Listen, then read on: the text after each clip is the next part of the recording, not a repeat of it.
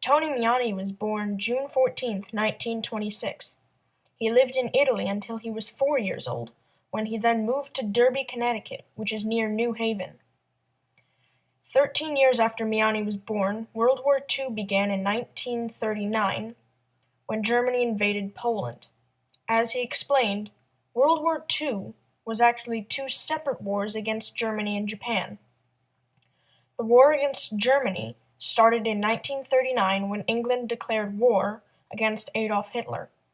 It ended in August 1945 with Japan's surrender.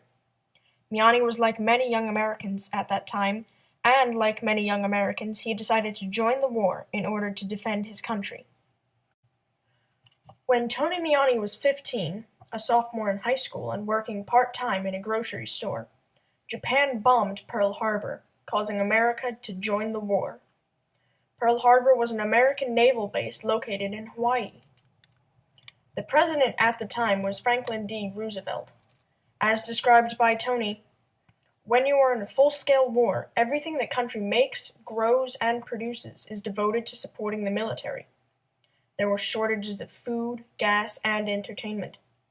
The object was to win the war, and everyone had to do their part.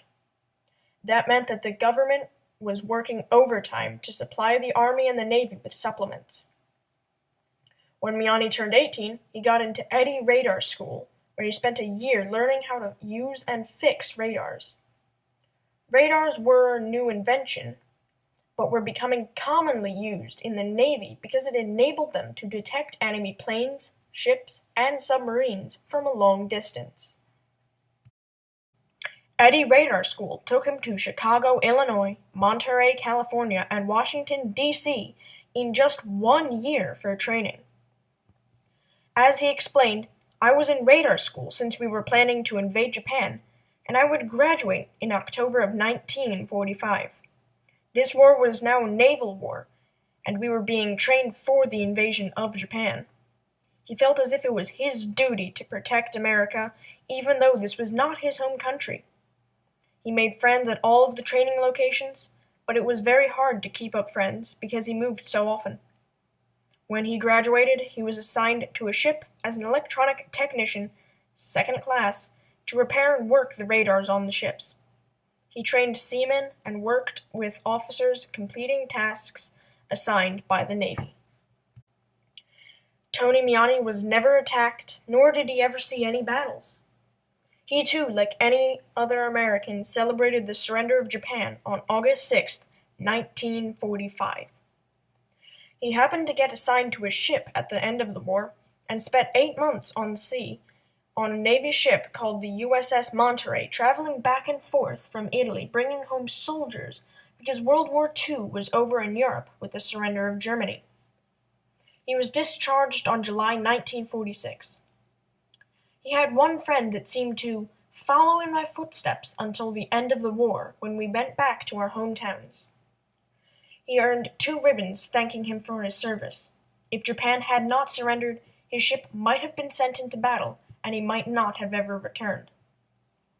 He went on to college at Rensselaer Polytechnic Institute, otherwise known as RPI, and graduated in 1952 to work with Nike Missile Systems for the next 15 years.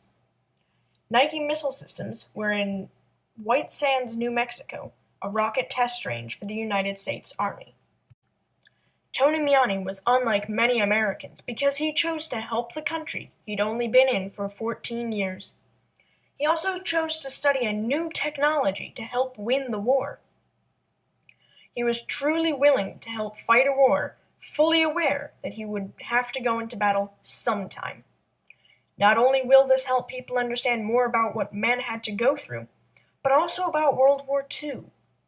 When he was asked if he learned any life lessons that he could share, he said to always remember that once you accept a job, do the best you can at it, and enjoy the family and friends you have now.